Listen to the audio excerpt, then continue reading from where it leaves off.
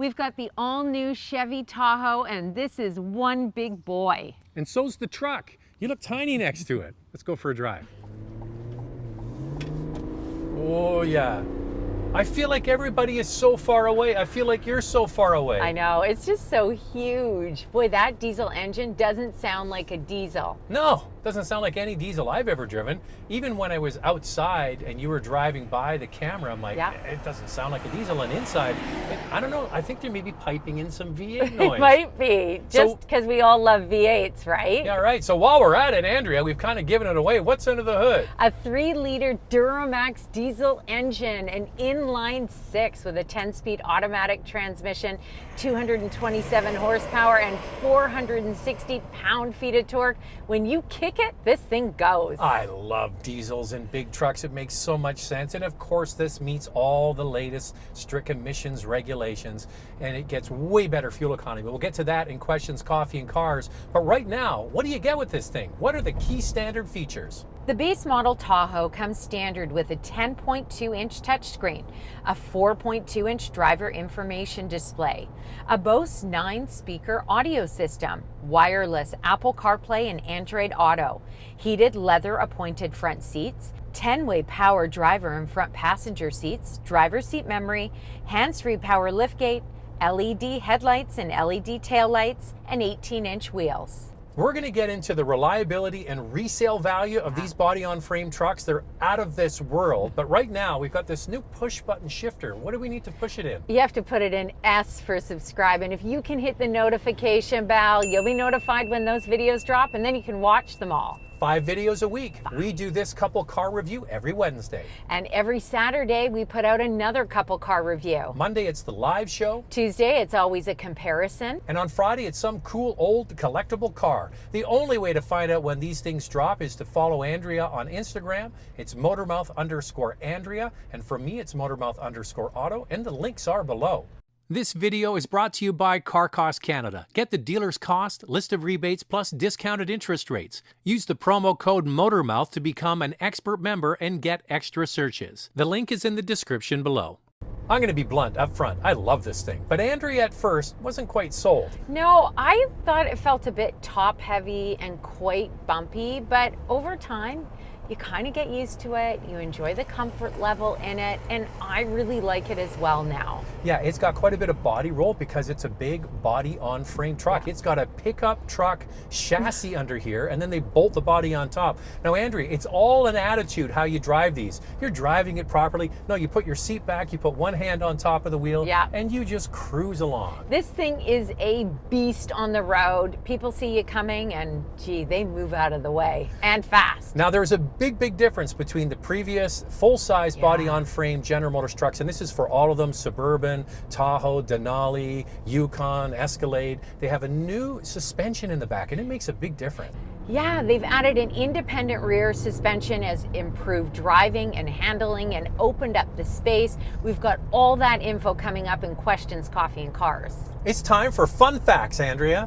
Well, Zach, did you know this is up to a 9-passenger vehicle? 9. Okay, 9. 1, 2, 3, 4, 5, 6, 7. I see 8, possibly. How do they do it? How do they do it? Here it is. There's an option to put a bench row in the front seat. How about it? Take this whole center console out. Well, you think about it, it's based on a pickup truck, essentially, and you can get a bench seat in a pickup truck. I'm guessing this is for fleet use only. Like, not many people are going to order a 9-seater. No. But this is why it makes sense that they have the push-button shifter there on the dashboard instead of a conventional shifter, which we love. But I wish they optioned it both ways. Well, this used to have a column shifter, and they moved to this button shifter. The issue with the button shifter is it's a little bit awkward. It's a pull. It's not a push except for park, and it just feels awkward. Yeah, you do adjust after time. I think a rotary one would have been better, but you know, that's too close to RAM, so they wouldn't do that. But you know what? 99.98% of people will get with the console, not a seat in the front. I think that Chevy did a pretty good job on this interior. We talked about the different screens that are offered as key standard features already. There is an optional 8-inch driver display instead of this 4.2-inch that we have on the RST trim, but there's a lot of soft materials used throughout, and boy, these seats are comfortable. We're going to touch on the extra space you get in here in just a moment, but it's comfortable on all 3 rows. Yeah, and some other optional equipment that you get in the second row is the entertainment. It's 2 12.6-inch tablets back there. Keep the kids busy, am I right, or am I right? I think these things are a waste of money. You know, you're better to get an iPad each and hang them from the back seat. True. Way cheaper. The panoramic sunroof is going to cost you over $1,700 as well. Here's the thing about this. When it comes to blind spot monitoring and rear cross traffic alert, it is not standard equipment. This should be included in this price. Well, on the base model, you have to add this driver assistant package to get it. It'll cost you just under $1,000.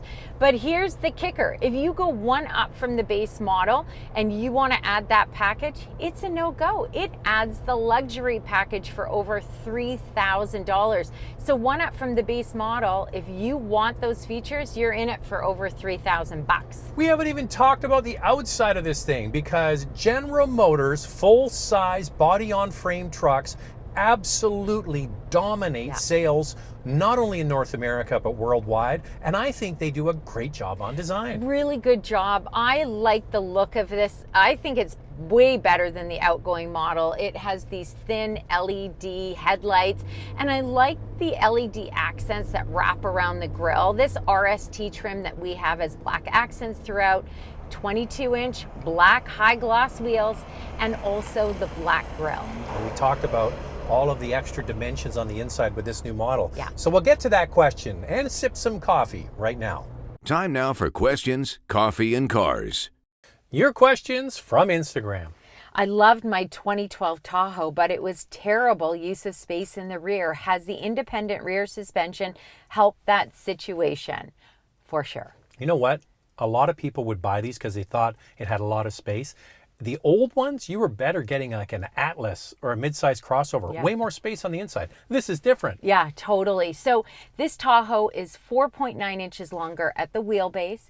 It's 6.7 inches longer overall. And what does that mean when it comes to the interior? Well, you get 66% more cargo space behind the third row, 10 inches more legroom in the third row, and 3 inches more legroom in the second row. That is impressive. How well does the inline-six diesel perform? And how is the fuel mileage compared to the gasoline engines? Which engine option is the best for towing? So I'll start first with fuel economy, and then you can touch on towing. Well, I'm going to give you real world fuel economy too. Yes, you go okay. ahead. So compared to the 5.3 liter engine, this really shines on the highway. It gets 8.9 liters per 100 kilometers on the highway versus 11.8 for the 5.3 liter. 12 liters per 100 kilometers in the city for this, and 14.8 for the 5.3. So there is a difference. All right, now I'm not a big fan of the 5.3. I just don't like the driving characteristics of that engine generally. The 6.2 is a beast. Now we had it in the Escalade. In the Escalade, we were getting 26 liters per 100 kilometers in the city. This is, in real world, a full 10 liters less per 100 kilometers. We're averaging in all city driving 16 liters per 100 kilometers. For a big truck, that's impressive. Yeah, and there's also, some people did some tests on this and they got 600 miles to every fill over 900 kilometers. I've been saying it forever. Wow. Big trucks are best served by clean diesels, and that's what you got here. And when it comes to towing capacity, there's not a huge difference between them all. This can tow up to 8,400 pounds. With all the hard plastic in the interior, do you think the price is justified? I don't see a lot. No, there's not a lot of hard plastic. Actually, there's a lot of soft materials being used, especially at the touch points. You do see some hard plastic below. Yeah, everything from your knees up is soft touch. Everything from your knees below, which is common in the industry, is hard plastic. Does it have air suspension? It looks great. It does have air suspension, but it's only available on two trims, High Country and the Z or Z71. Now, this is something you get on the Cadillac side, on the Denali as well. The issue General Motors has, if you haven't heard, there's a worldwide microchip shortage. Yep. And because of that, they're taking all kinds of features out of trucks. So if you want to order a truck, you've got to get it minus a lot of things right now. I would bet you it'd be hard to get probably air suspension. Yeah, and also, you know, when you go online and you price this out, you'll see that you might want to hit a package. That's what you want, but it says it's not available. And that's just the world we live in right now. And that's it. Thank you so much for all your questions. As usual, we love interacting with you. And make sure you follow along with Andrea's Instagram. It's Motormouth_Andrea. And now, because you hear the music, it's time for nightlife.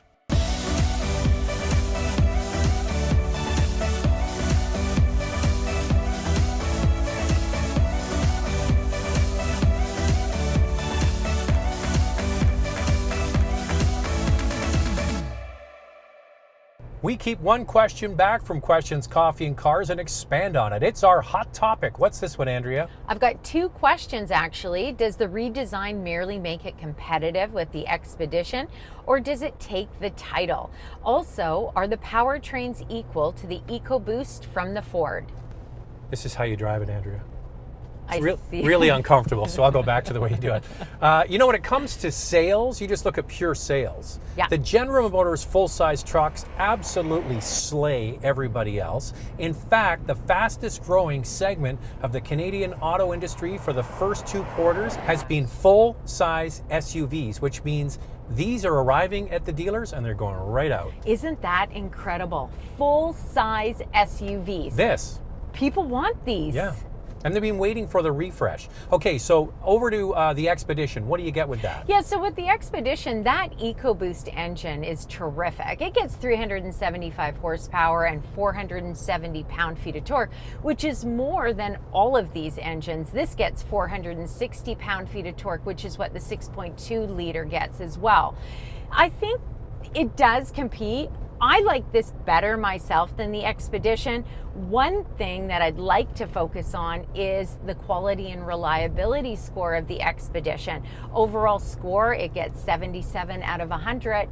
And for quality and reliability, 76 out of 100. Not bad. But when it comes to resale value, this is where this Tahoe shines, and the Ford Expedition only retains 49% of its value over 5 years. So we're going to get into all of that right now with our vital statistics. What's the resale value? All of that. Let's start with pricing. The Tahoe 2-wheel drive starts at just over $57,000. The 4-wheel drive, just over $60,000. And the one that we're testing, the RST Diesel, is just under $81,000. JD Power gives the Chevrolet Tahoe an impressive 86 out of 100 overall score and a quality and reliability score of 87 out of 100. I pull these numbers for our reviews, and I don't see numbers like this in the high 80s. Car Edge states the Tahoe will retain 61% of its value after 5 years. I think, Andrea, the reason why you felt this was top heavy was because we've been driving a lot of sporty vehicles lately, and I get it. It's a different attitude when you drive this. You can get a much improved suspension though. It's the magnetic ride control. It's offered in the high-end trims of this. Vehicles like Denali get it, Escalade gets it as standard equipment. Makes a marked difference. You notice that in the Cadillac. Oh, I love the Cadillac. That has got to be one of the best full-size SUVs I have ever driven. But this is the less expensive version. Totally. It's the same size, got a lot of the same features. You can get the same engines. It's just not the same bling. That's right. Let's get into the competition and see what else you can buy. For your consideration, 4 vehicles for you to consider. Up first is the GMC Yukon. It comes with a 5.3-liter V8 with 355 horsepower and a 6.2-liter V8 with 420 horsepower. It has a starting price of $58,500. Over to Ford we go for the Expedition. It comes with a twin-turbo 3.5-liter V6. 375 horsepower, and a starting price of just over $63,000. The Nissan Armada has a 5.6-liter V8 with 400 horsepower and a starting price of $68,500. The old lady of the bunch is the Toyota Sequoia. It has a 5.7-liter V8 with 381 horsepower and a starting price of $70,000. So there are 4 large body-on-frame SUVs for you to consider. Lightning round, 2 things you love, 2 things you like to see improved. Love this diesel engine and all that torque, and I also love the comfort level in this vehicle. What I don't like is the button shifter, and I'd like to see blind spot monitoring and rear cross traffic alert as standard features. I love diesel engines in big SUVs, and I love the fuel economy for a vehicle this size. 2 things I like to see improved: the push button or pull button shifter. I don't like that. And I think the dash, they could have made it a little bit nicer. It looks kind of like the last version. I really enjoyed this Tahoe because when people approach me when I'm in this, they move over. The issue General Motors has is they can't make enough of these things. It's the fastest growing segment in the auto industry, bestseller by a landslide, these full-size trucks, and they've just cemented that fact. This video is brought to you by Car Cost Canada. Get the dealer's cost, list of rebates, plus discounted interest rates. Use the promo code Motormouth to become an expert member and get extra searches. The link is in the description below.